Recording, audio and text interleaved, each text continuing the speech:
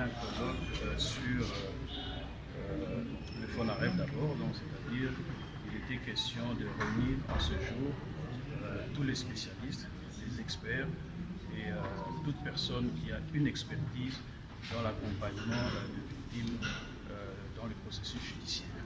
Donc il était important que nous ayons les avis des uns et des autres pour que par la suite nous permettre de constituer notre plan stratégique par rapport à ces faits.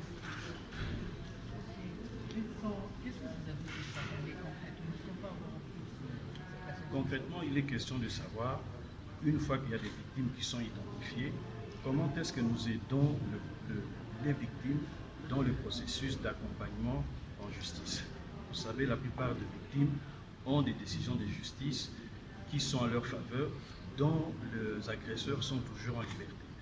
Il est question de voir comment on accompagne toutes ces personnes de façon à ce qu'à un moment donné, on puisse non seulement identifier ces bourreaux, et finalement le mettre hors d'état de nuire, parce que pour la plupart, ils sont toujours en liberté.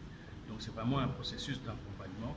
Le deuxième point du pilier de la justice transitionnelle sur l'accompagnement des victimes au niveau de la justice. C'est-à-dire qu'on met à leur disposition les avocats et tout un système pour les accompagner au résultat dont nous tous nous espérons, c'est-à-dire qu'ils puissent avoir gain de cause au niveau de la justice.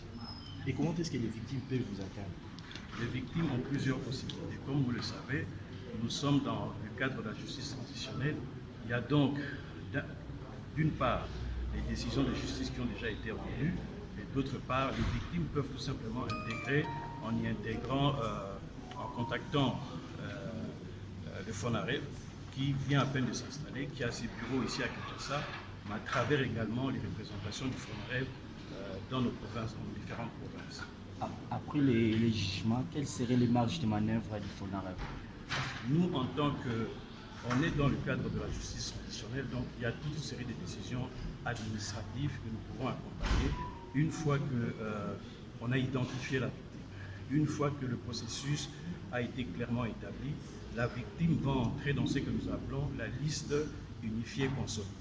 Cette liste unifiée consolidée permettra à ce que nous puissions réaliser toute une série de réparations qu'on appelle des réparations holistiques. Et par rapport à ces réparations, on saura, puisque vous savez que nous avons une autre conférence lundi, pour savoir comment non seulement identifier ces victimes, mais comment aussi il faut les réparer. Donc on est tout ça, en fait, toutes ces réunions nous permettent de bien recadrer pour savoir non seulement comment la victime pourra entreprendre sa démarche judiciaire, comment, une fois identifiée, comment est-ce que cette personne sera tout simplement réparée. Et dans les réparations, on l'a dit également, il y a des réparations individuelles, il y a des réparations collectives. Donc on est vraiment dans faire en sorte que la victime puisse rentrer dans ses droits. Et c'est toute une démarche, c'est tout un processus. D'accord, merci.